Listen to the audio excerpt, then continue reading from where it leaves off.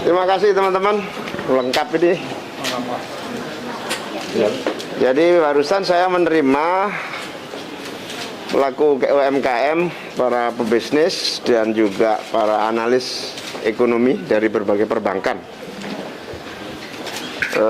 Banyak masukan yang penting dan intinya prospek ekonomi kita pasca pandemi, terutama memasuki tahun 2022, sangat optimistik dan memiliki kecenderungan positif yang luar biasa.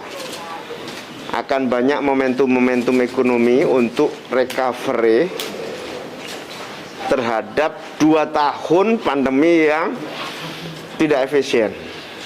2 tahun pandemi yang lalu, bahkan sebetulnya sejak 2021 telah dilakukan restarting ekonomi yang cukup baik.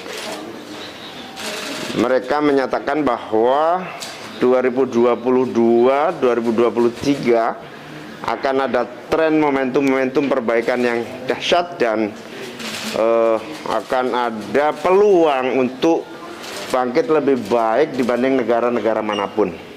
Tuh.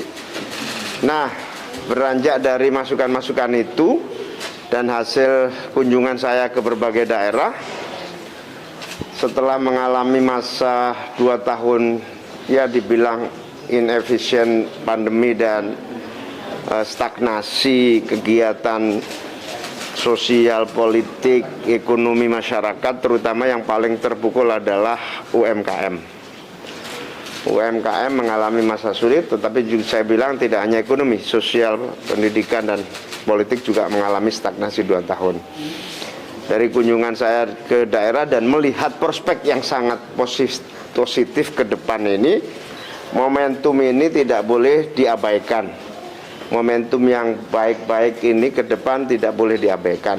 Karena itu saya melihat tahun 2024 pemilu yang rencananya kita laksanakan bulan Februari itu,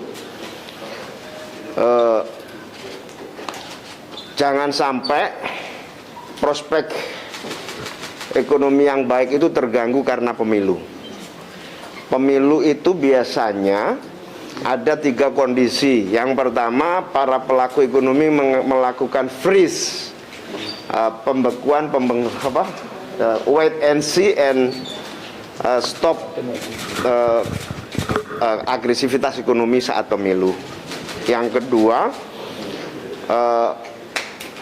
transisi kekuasaan dan pemerintahan itu biasanya mengakibatkan apa yang disebut uncertainty economy, sehingga mengganggu suasana momentum yang sangat bagus, apalagi pasca G20 ini.